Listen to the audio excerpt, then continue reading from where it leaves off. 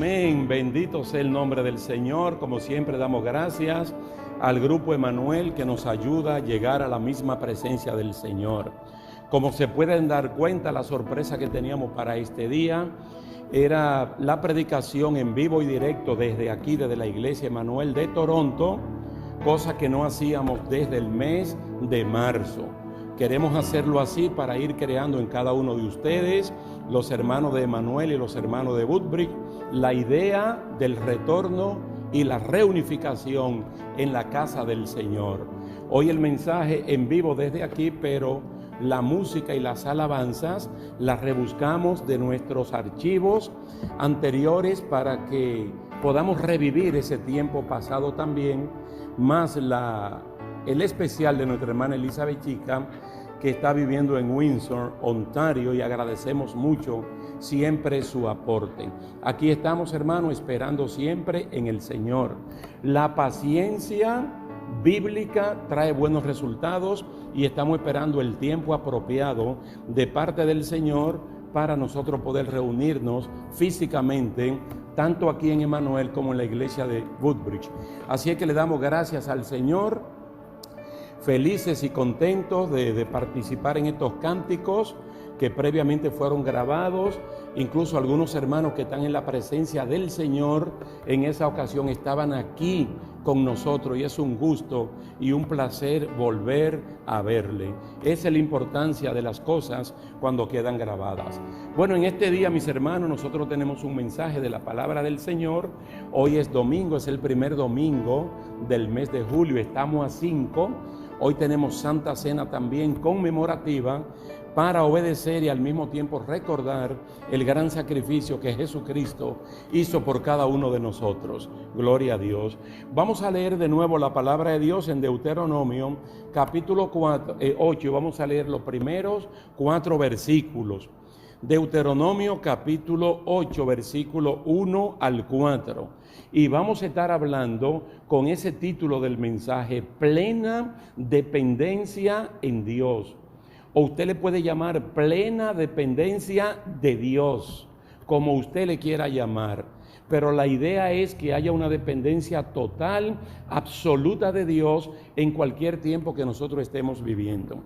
Dice así su santa y bendita palabra: todos los mandamientos que yo os ordeno hoy, tendréis cuidado de ponerlos por obra, a fin de que viváis y os multipliquéis y entréis y toméis posesión de la tierra que el Señor juró dar a vuestros padres. Y te acordarás de todo el camino por donde el Señor tu Dios te ha traído, por el desierto, durante estos 40 años, para humillarte, probándote, a fin de saber lo que había en tu corazón, si guardarías o no sus mandamientos. Y te humilló y te dejó tener hambre y te alimentó con el maná que no conocías ni tus padres habían conocido, para hacerte entender que el hombre no solo vive de pan, sino que vive de todo lo que procede de la boca del Señor. Tu ropa no se gastó sobre ti, ni se hinchó tu pie durante estos 40 años. Que Dios siga bendiciendo su santa y bendita palabra en cada uno de nosotros. Es una bendición que yo creo que en el día de hoy le estamos dando más valor que anteriormente al escuchar la palabra de Dios, al leer la palabra de Dios y por supuesto a ponerla en práctica. Es un desafío global en el momento que yo le estoy hablando hacia los verdaderos cristianos que no se están congregando de manera presencial ni están bajo la vista de un supervisor pastoral, de un maestro, de un miembro de la Junta de Gobierno, sino que están directamente bajo la mirada del Señor.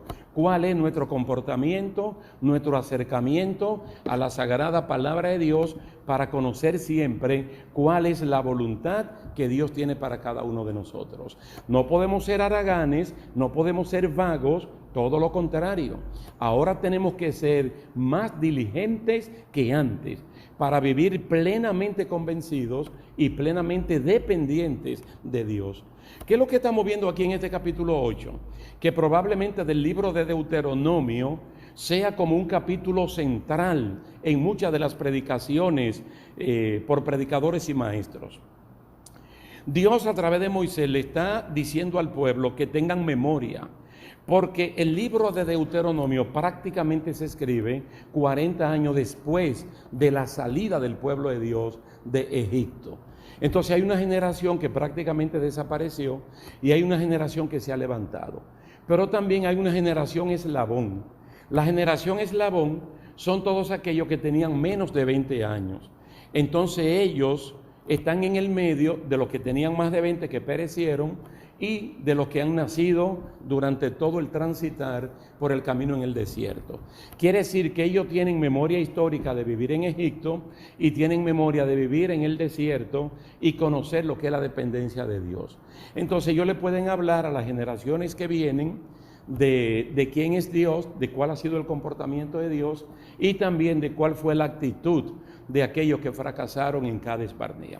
Pero vamos por parte, porque el libro de Deuteronomio, como es una especie de repetición, para que el pueblo de Dios se acuerde, para que haga memoria, todo comienza con la estadía del pueblo en Egipto. La esclavitud bajo el yugo de los egipcios y de los faraones de turno. Y cómo el Señor, de manera milagrosa, poderosa, providencial, sacó a ese pueblo con señales, como diría el doctor Lucas, indubitables. No hay una sola duda respecto a las señales, prodigios y milagros que el Señor hizo para sacar al pueblo de Egipto. Cosas que debieron ser contundentes en el crecimiento, mantenimiento y acción de la fe en cada uno de ellos. El libro comienza recordándole que fueron 40 años. Y también señalando que fueron 11 jornadas desde el monte Sinaí, donde ellos se establecieron casi a los 3 meses de haber salido, hasta Cades Barnea, que es el punto donde ellos fracasan. Entonces de Cades Barnea tienen que dar el retroceso de los 40 años como castigo en el desierto, para que la generación incrédula, tardía para creer, pereciera.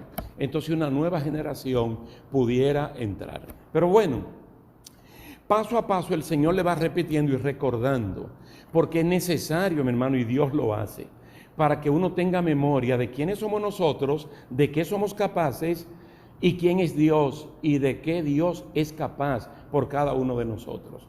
Pero bueno, el libro de Éxodo, que es el libro que tiene la historia de la salida, nos habla de una manera que cualquiera se sorprende, porque ellos, digamos que desde el capítulo 1 hasta el capítulo 15, lo que se ve es a Dios en acción desde el mismo nacimiento de Moisés, la unión con Aarón, con María, su papá, su mamá, cómo Dios lo llamó, todo, bueno, todo lo de Moisés está allí, y cómo la última parte Él se convierte en el libertador de este pueblo, y nos lleva hasta el capítulo 15, cuando el pueblo puede cantar, glorificar y bendecir al Señor, no solamente porque abrió el mar rojo y porque los enemigos allí perecieron, pero después que están del otro lado, prácticamente en la península del Sinaí, entonces ellos pueden alabar y glorificar a Dios por todo lo que Dios ha hecho hasta ese momento.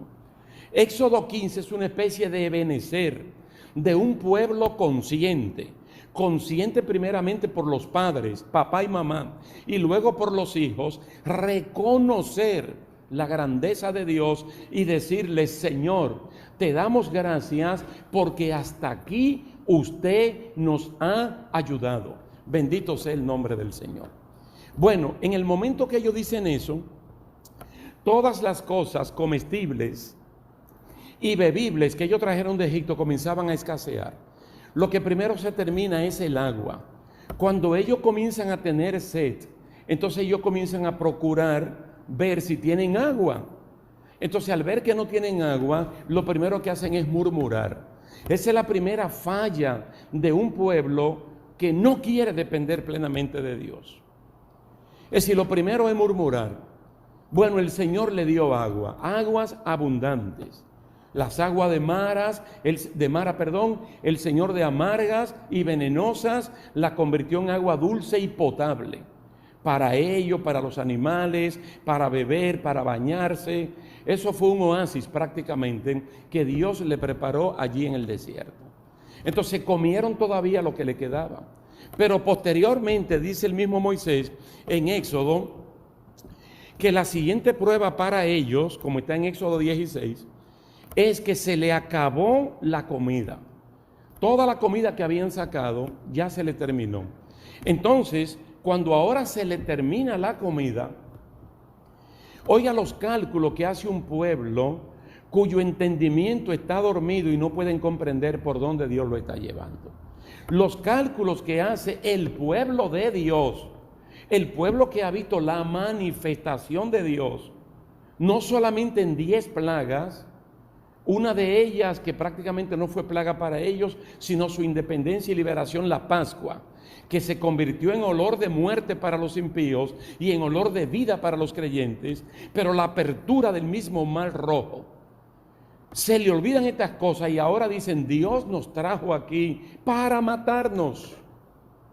Ustedes verán, hermano, el paralelismo que hay entre Éxodo y Deuteronomio capítulo 8, que es al punto que queremos llegar, porque la historia del pueblo de Israel, tanto en Egipto como su liberación, se parece exactamente a lo que Dios ha hecho en tu vida.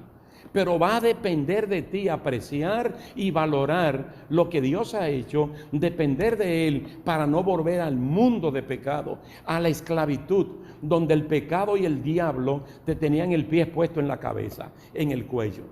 Oiga los cálculos que hace este pueblo de Dios. Ellos dicen en Éxodo, ahora entendemos por qué Dios no mató en Egipto, por qué solamente mató a los egipcios, tanto en su tierra como en el Mar Rojo. Hace un rato dije Mar Muerto, pero es Mar Rojo. El Mar Muerto es otra cosa. Entonces el Mar Rojo representa algo muy importante para ellos, una victoria finiquitada. Pero ahora dicen y entendemos que Dios reservó la muerte de nosotros aquí en el desierto. Es decir, ellos no tienen agua, Dios les da agua. Ellos ahora no tienen comida material, pan. Entonces lo que calculan es que en la prueba que Dios lo ha metido es para matarlo. Que Dios no lo está probando para hacerlo dependientes, sino que Dios es malo, que Dios es abusador, que Dios es arbitrario, porque no entiende que están pasando por una prueba, que el Señor espera que salgan aprobados y no reprobados. Que si no tienen algo puedan clamar a aquel que hizo las señales, los milagros y los prodigios ante los ojos de ellos en la tierra de Egipto. Que piensen exactamente la mano poderosa de Dios como lo sacó. Pero es extraordinario que allí lo que dice es que ellos entendieron que Dios lo había llevado al desierto para que murieran y que ni siquiera fueran sepultados, porque allí en el desierto no habían cementerios. Esos son los cálculos de un pueblo que, número uno, no conoce la capacidad de Dios y, número dos, no quiere depender de Dios. Como todo Éxodo y lo que acabamos de leer en Deuteronomio, el Señor aquí lo que le está diciendo es, mira, intencionalmente fui yo que te saqué de Egipto. Y a propósito yo te llevé por el camino del mar Mediterráneo, que era muy fácil tomar esa ruta, que de hecho ya era una ruta trazada, que por ahí mismo fue que vino Jacob, que vino José, que vinieron todos los 75 descendientes de Jacob que se instauraron allí en Egipto. Dice, porque tú no tenías experiencia para pelear en la guerra y te podría esto traer temores y devolverte. Ahora, yo intencionalmente te metí al desierto. Ahora, ¿con qué intención? Yo quise despojarte absolutamente de toda tu capacidad productiva para que tú no dependieras de ti, sino que en el momento de la prueba tú aprendieras a depender de mí. Pero antes de eso yo te di señales e hice prodigios y me manifesté a Israel para que sepan quién soy yo. Conocido Dios, sabiendo ya quién es Dios, debemos depender plenamente de Él. Entonces fíjate, cuando el Señor le dice yo te humillé, no estamos hablando de una humillación como aquella que son para avergonzar a la persona, para hacerlo quedar mal. La humillación de la cual Dios está hablando es despojarlo momentáneamente de toda su capacidad productiva, de la cual el ser humano depende, porque suele decir: este es el fruto del sudor de mi frente, este es el resultado de mi trabajo, este es el resultado de mi inteligencia, este es el resultado de mi espíritu hacendoso. Y en la mayoría de los casos, en estas confesiones no aparece Dios por ninguna parte. Entonces la humillación de la cual estamos hablando aquí es una humillación que Dios le quita absolutamente todo, para en buena lid convertirlos en dependientes de Dios, para que ellos dependan plenamente de Él. Pero noten que Dios, a través de Moisés, le está diciendo a este pueblo: para probarte. Ahora mira la palabra probar como entrenar, para capacitarte en un asunto real, no ficticio, no superficial, no un simulacro, porque hay muchas cosas que con el ser humano no se pueden ensayar. No se pueden ensayar, por eso que se hacen ensayos con animales, o si son en hogares, se hacen en estructura vacía donde no hayan personas, porque no se puede poner en riesgo la vida de ningún ser humano, porque vale mucho. Entonces, cuando Él dice para probarte, Dios lo que le está diciendo: para entrenarte, para saber lo que había en tu corazón, si había de obedecer o no. Y es un punto en el cual me quiero detener, hermanos, porque la omnisciencia de Dios le permite saber todo, pero la omnisciencia de Dios no le anula a Dios la capacidad de asombrarse. El hecho de que Dios sepa todo no lo convierte en un ser triste o amargado porque ya lo sabe todo. Dios tiene tanta capacidad de asombro que Dios, en la persona de Jesucristo, estando en una labor misionera en Nazaret, el lugar de crianza de Jesús, dice la palabra de Dios que Jesús se sorprendió, se maravilló, se asombró de encontrar un pueblo con tanta incredulidad. De tal manera que allí no hizo milagro para ni siquiera llevarle la contraria. Ustedes son incrédulos, no quieren creer. Yo no voy a hacer nada especial para ustedes para convencerlos. Si lo que yo he hecho y mi palabra que predico no lo pueden convencer, pues sigan en su incredulidad. Pero lo que quiero rescatar de ese pasaje es que Cristo se asombra como si no supiera la tremenda dureza que hay en el corazón de esta gente. Ahora, cuando el Señor está hablando para saber lo que hay en tu corazón, no es para Dios saberlo, es para que el pueblo mismo sepa de qué es capaz cuando se encuentra en una circunstancia como verse en el desierto sin ningún tipo de protección, cómo reacciona. Bendito sea el nombre del Señor. Y yo lo quiero traer, hermanos, al plano, al contexto puramente humano, cuando la salud ha sido quitada de nuestras vidas, cuando la salud ha sido retirada del cuerpo, cuando el empleo ha sido retirado, cuando la manutención de toda una familia ahora dependen de la asistencia social o de la ayuda generosa de algún hermano de la iglesia o de la iglesia misma como una entidad. Cuando ya yo no puedo depender de mí, es hasta cierto punto un poco humillante. Pero ¿sabe qué es lo que Dios está haciendo? Probándote, para que tú mismo sepas cómo tú reaccionas en momentos como esos. Y tengo para decirle que yo no voy a poner el ejemplo ni de la abundancia de pan, ni de la abundancia de salud, ni de la abundancia de dinero, ni de trabajo. Porque hay personas que en esos campos abundantes niegan más fácil al Señor que aquellos que carecen de eso. No voy a decir que con la abundancia de todas esas cosas el ser humano está en mejor condiciones de servirle a Dios, porque en algunos casos precisamente esa abundancia de trabajo, de dinero, de juventud, de salud, de inteligencia, de buen índice en la universidad, han sabido alejar a la persona de Dios, precisamente porque la persona se atribuye que todo lo que ha logrado y que todo lo que tiene es una cosa generada, gestionada, autogestionada por él mismo y que no depende de Dios. Déjeme irme un poquito más adelante al Nuevo Testamento, donde hay un pasaje preciosísimo en el capítulo número 1 de la carta de Santiago. En los versículos 16 y 17, solamente lo resumo con pocas palabras, porque allí dice el escritor: todo don perfecto viene de parte de Dios, del Dios de las luces, en el cual no hay oscuridad, no hay sombra de variación, el Padre de las luces. Él está reconociendo que todo don que tiene la persona, sea creyente o no sea creyente, viene de parte de Dios. Que esto no se autogestionó por sí mismo. Y si el inconverso no lo reconoce porque el diablo cegó su entendimiento como para darle gloria a Dios. Pero un pueblo como el cristiano, o un pueblo como el hebreo o judío, que ha visto las maravillas de Dios, tiene que depender 100% de Dios. Entonces Dios permite a propósito, intencionalmente, porque Dios te está cuidando, sus ojos están siempre mirándote. Su mano poderosa te está sosteniendo. Pero hay estadios en tu vida que no son los más agradables, que de hecho uno no quisiera pasar por ellos. Pero Dios lo permite, Dios le saca ventaja a momentos como esos para probarte, para entrenarte, para capacitarte, para que tú sepas de qué tú eres capaz. Bendito sea el nombre del Señor. Esa palabra me gusta mucho porque hace tiempo, leyendo uno de los libros del doctor R.C. Sproul, un tremendo siervo de Dios, presbiteriano, que no hace mucho tiempo partió con el Señor, me encanta la manera como este hombre habla, por ejemplo, de la santidad de Dios. De una manera extraordinaria, uno puede disfrutar los escritos de este gran autor, de este gran siervo de Dios.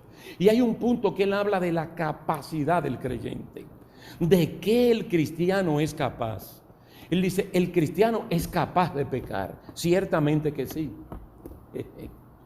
El cristiano tiene la capacidad de pecar, pero en el cristiano reside también la capacidad de no pecar.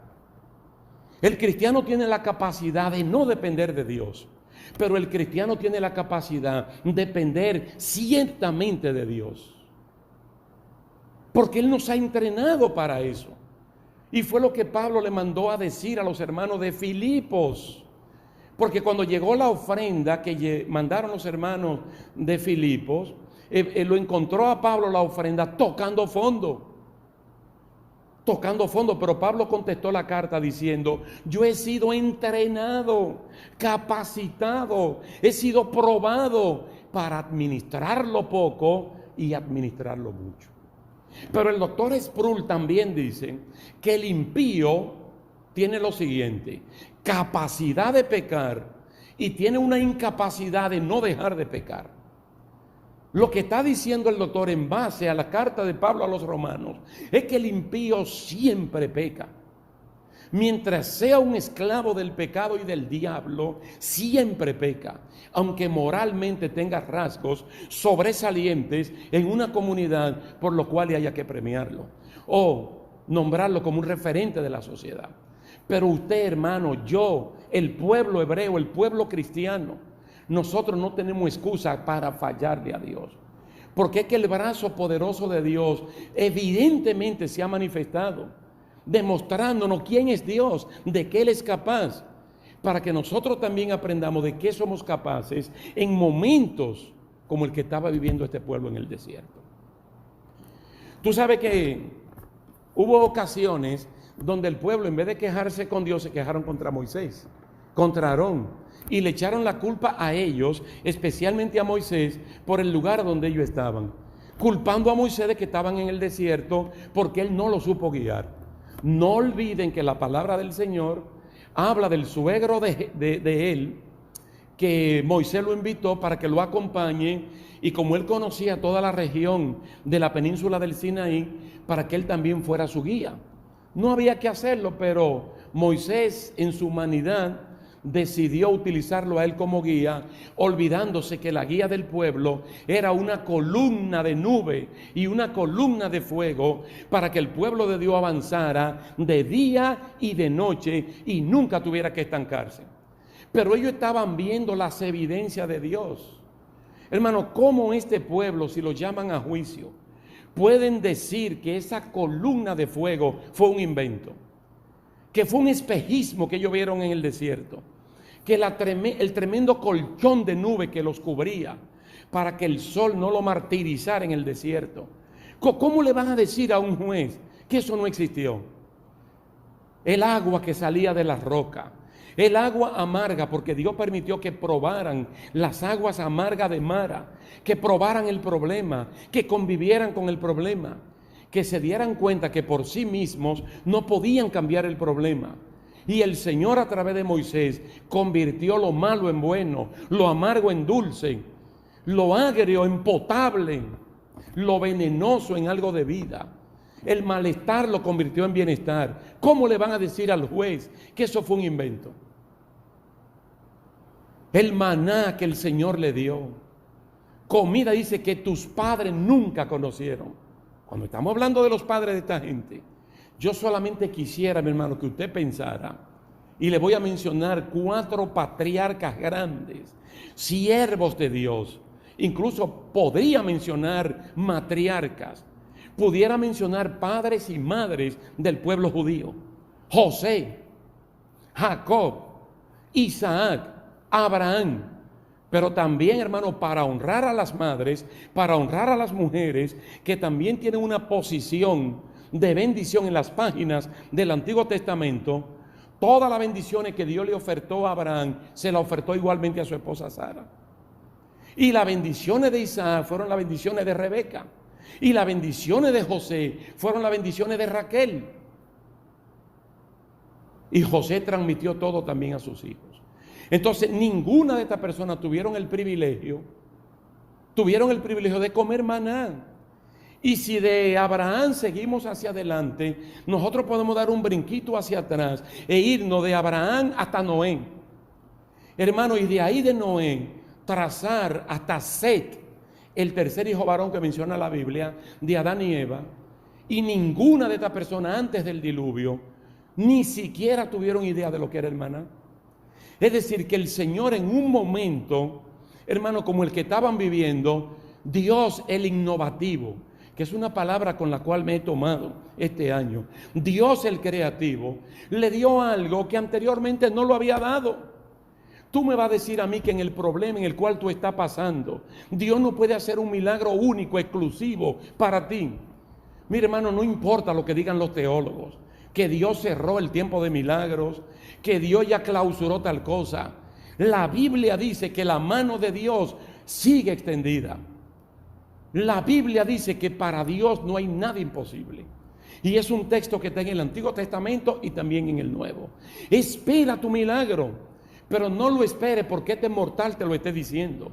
Espéralo porque la Biblia lo dice para ti. Entonces tú puedes estar en ese desierto y Dios lo que está es probando, entrenando tu corazón para que tú sepas de qué tú eres capaz cuando tú no tienes salud, cuando no tienes dinero, cuando no tienes papeles, cuando emocional y sentimentalmente estás solo o quebrado. Dios está allí presente. Tú tienes que depender de Él en todas las áreas y acudir siempre a Él. Entonces, ¿qué quedó probado?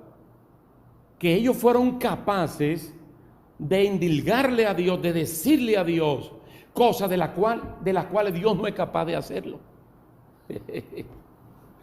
Para que usted vea que a veces la persona solamente tiene que verse en apuro y ahí va a salir a la superficie los sentimientos que tiene en el corazón. A veces lo tienen contra Dios, lo tienen contra uno como pastor, lo tienen contra algún hermano de la iglesia, contra algún líder de los ministerios, contra alguien. A veces lo tienen hasta contra el empleador, con aquella persona que le dio el empleo. Porque se le presentan momentos de crisis que en vez de depender de Dios, dependen del odio, de la maldad. Y le dicen a Dios: no di que tú eres Dios, no di que yo soy tu hijo y mira por lo que estoy pasando. Tú me abandonaste. Mira, Dios no va a hacer eso. Dios no te va a abandonar. Pero salió del corazón de esta gente. Y Él le recuerda, porque aquí está. Y no solamente está aquí. Hermanos, si ustedes tienen la oportunidad de leer el capítulo 29 y de ahí en adelante cómo termina el libro de Deuteronomio, el capítulo 29 es como la antesala de la despedida de Moisés, porque ya Dios le había dicho que tenía que subir al monte Nebo para morir allí. y que Josué se iba a encargar del resto. Entonces él le está haciendo memoria y le dice, mira, ustedes en 40 años han vivido sin vino, sin sidra y sin el pan que ustedes hacen. Han dependido de Dios. Hasta cierto punto se han santificado, se han apartado de cosas que usualmente ustedes hacían. Y Dios lo ha sostenido.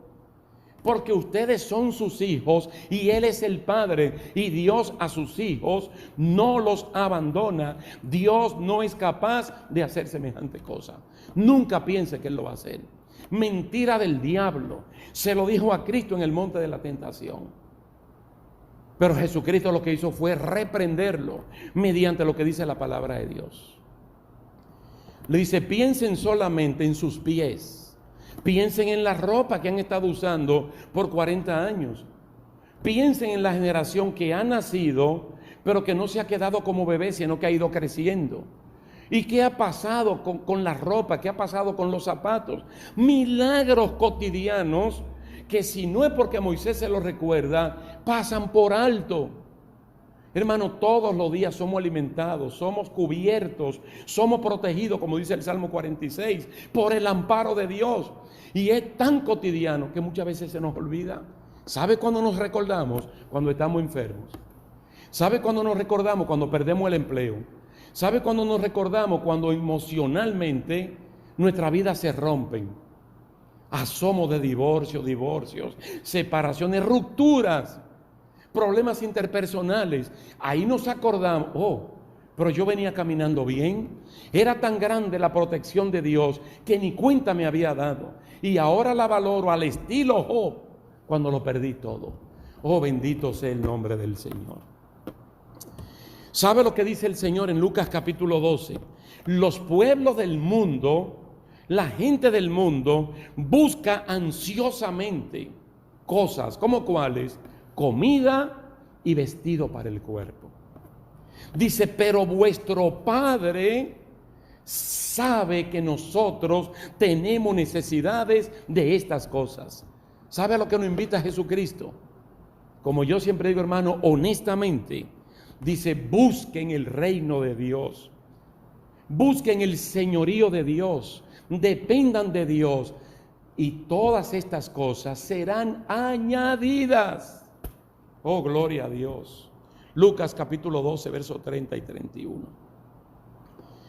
A los mismos hermanos filipenses, de los cuales le mencioné anteriormente, cuando le llegó la ofrenda, que Pablo ya estaba tocando fondo, pero era un hombre que había sido entrenado por Dios. Él le contestó ya en la última parte de la carta, él le dijo, mi Dios proveerá todas vuestras necesidades, la de ustedes que están supliendo, la de ustedes que están ofrendando, que están diezmando, que están ayudando a cubrir las necesidades de los santos que están en necesidad, que están ayudando a cubrir las necesidades de la obra de Dios que no se detiene a pesar de la pandemia. A ustedes que han sido fieles, aunque solamente Dios te está viendo y no el hombre, y eso es suficiente, dice Dios va a proveer. Mira la palabra proveer. ¿Ustedes creen que esa palabra es nueva en el Nuevo Testamento? No, es exactamente la palabra que le dijo Abraham a Isaac en el monte Moriah, allá en el libro de Génesis. Jehová iré, Jehová se proveerá él mismo, porque Dios sí tiene capacidad de autogestión para desde donde no hay proveer lo que usted y yo necesitamos. Pero Pablo allí está diciendo conforme a sus riquezas en gloria en Cristo Jesús. A ti y a mí nos conviene depender de Dios. Nos conviene humillarnos voluntariamente. En el día de ayer nosotros pasamos un tiempo de ayuno y oración. Y desde el jueves ya veníamos preparando los corazones, intencionalmente preparándonos. Porque para nosotros lo de Emanuel y lo de Woodbridge, esto no es nuevo, esto es un calendario que tiene años, para que el pueblo sepa que nos conviene, al igual que los ninivitas, ayunar, orar y arrepentirnos de corazón. Llevarnos de Esdras capítulo 8 y convocar a la familia y pedirle a Dios por el destino de nuestros hijos. Hermano, y dejar tanto afán como Marta, la hermana de María, que un día sábado usted no pueda pedir un permiso, solamente de media mañana, para ayunar y orar junto con tu familia desde el altar familiar. Pero nos vamos preparando para eso, hermanos, para que nosotros podamos ingresar, dimensionar en las riquezas celestiales de donde sale todo lo que nosotros necesitamos. Este pasaje final, precisamente para ponerle punto final a Deuteronomio capítulo 8, es encantador, hermanos, es fascinante. Venga de donde venga la palabra fascinación, que yo creo que si tuvo un origen malo ya lo tiene bueno, porque lo hemos evangelizado.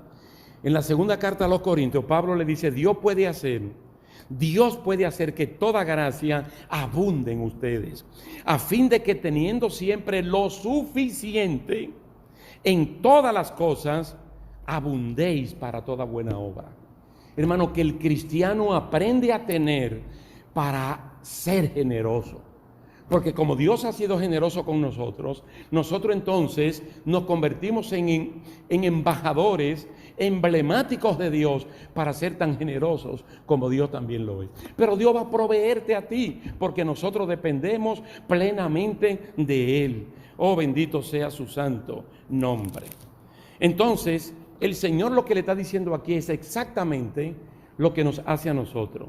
Humillarte no es hacerte pasar vergüenza, no es hacerte quedar mal delante de tu familia o delante de la iglesia o en tu trabajo.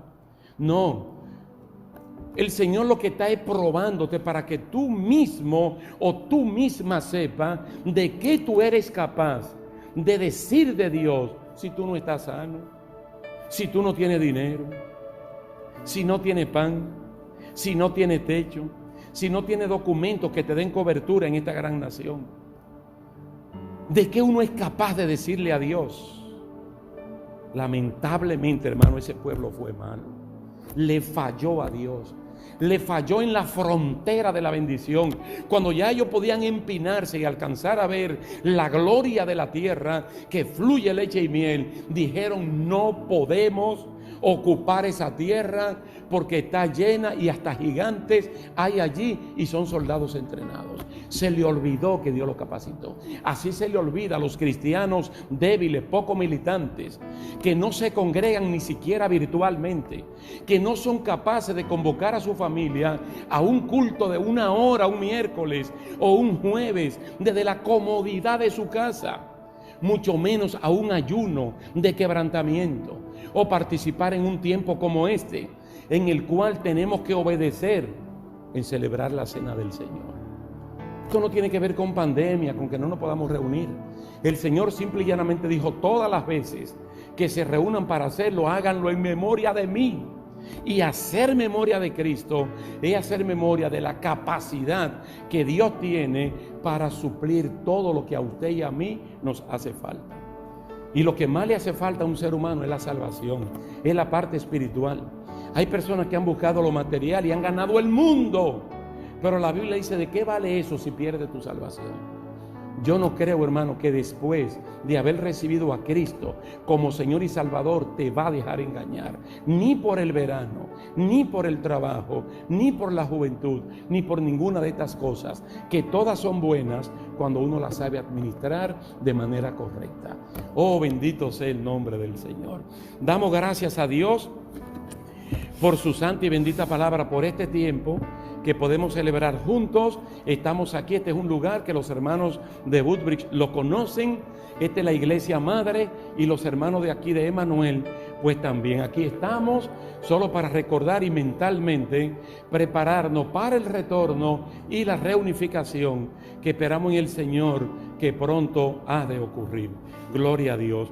Hoy, como es el primer domingo del mes 5 de julio, ustedes saben, tenemos la cena del Señor. Ustedes la tienen preparada allí en sus casas. Gloria a Dios, como lo hacemos habitualmente. Los miembros de la familia, como lo toman cuando estamos aquí en la iglesia, habrán de tomarlo también cuando estamos en nuestros hogares. ¿Y qué es lo que nosotros hacemos? Mi hermano, nos llevamos del consejo de 1 Corintios capítulo 11, Allí hay un protocolo de lo que uno debe hacer antes de acercarse a la mesa del Señor, y nosotros lo vamos a hacer. Vamos a probarnos a nosotros mismos. Vamos a examinarnos a nosotros mismos. Vamos a cerrar los ojos y solamente nos vamos a ver a nosotros mismos. Vamos a ver nuestra condición.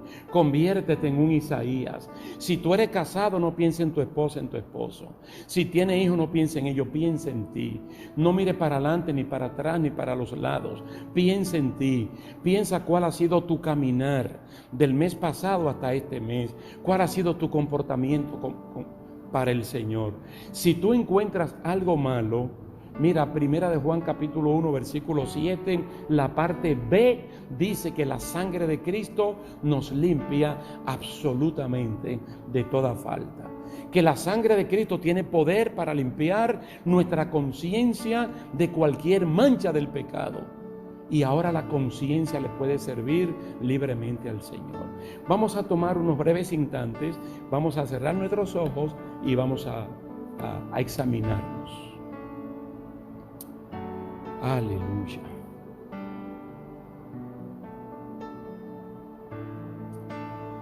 Sí, Señor, gracias. Me presento delante de ti, Dios mío, y puedo presentar a este pueblo de Woodbridge, a los hermanos de Emanuel y cualquier otro hermano de otra denominación que nos acompañe en este día 5 de julio del 2020, que celebramos la Cena del Señor. Si hemos cometido alguna falta, Señor, alguna posibilidad de hacer el bien conscientemente y no lo hicimos, perdónanos, mi Dios. Ni el pan ni el vino lo van a hacer, pero la sangre de Cristo sí. Y el acercarnos con corazón sincero es una plena garantía de que usted lo hace, Señor. Porque un corazón contrito y humillado es de alto valor para ti. Muchas gracias te damos, Señor, en el nombre de Jesús. Amén y amén. Al mismo tiempo damos gracias a Dios por el pan, por el vino. El pan que tenemos aquí, el que tú tienes allá. El vino que tenemos ni es el cuerpo ni es la sangre. No hay ni transubstanciación, no hay transfiguración. Estos son simbolismos, son figuras, son metáforas, que uno representa el cuerpo de Cristo y el otro representa la sangre de Jesucristo, que integralmente por nosotros, dice Isaías 53, Él fue entregado. Así que vamos a orar dándole gracias a Dios por estos alimentos. Padre bueno que estás en el cielo, en el nombre de Jesús, gracias por este pan, por este vino, que representan los elementos que componen la cena del Señor. Son elementos simbólicos y te damos gracias, Señor, para que en el pueblo tuyo no hayan ni debilitados, ni enfermos, ni muertos, sino que seamos personas vivificados. En el nombre de Jesús, amén y amén.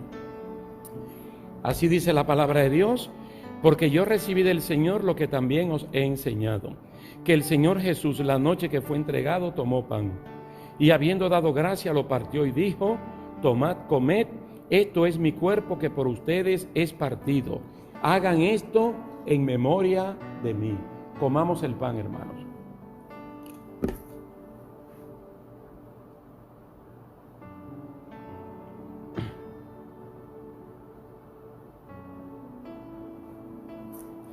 Asimismo tomó también la copa después de haber cenado, diciendo: esta copa es el nuevo pacto en mi sangre.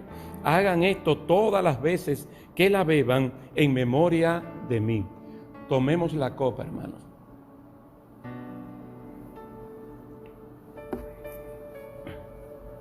Así pues, todas las veces que coman este pan y beban esta copa, la muerte del Señor anuncian hasta que Él venga. Gloria a Dios. Gracias a Dios por este privilegio, por este honor que nos compromete a vivir vidas que se conviertan en testimonio hasta que Cristo regrese. Vamos a orar y de esta manera somos despedidos. Buen Dios y Padre Celestial, gracias te damos de todo corazón por esta linda oportunidad que nos brinda de volver a estar predicando tu santa y bendita palabra desde el púlpito de Emanuel y posteriormente de Woodbridge también. Bendice a tu pueblo allí en sus hogares o en los lugares donde están. Señor, confesando que podemos tener un buen tiempo, una buena semana, un buen mes de julio, Señor, y que al orar y darte gracias por todo, también nos comprometemos a ser cristianos plenamente dependientes de ti. Muchas gracias te damos, Señor, en el nombre de Cristo Jesús. Amén y amén. Y entre todos decimos: sean gratos los dichos de mi boca y la meditación de mi corazón delante de ti, oh Jehová, roca mía y redentor mío. Y el pueblo de Dios dice: amén. Saludaos los unos a los otros.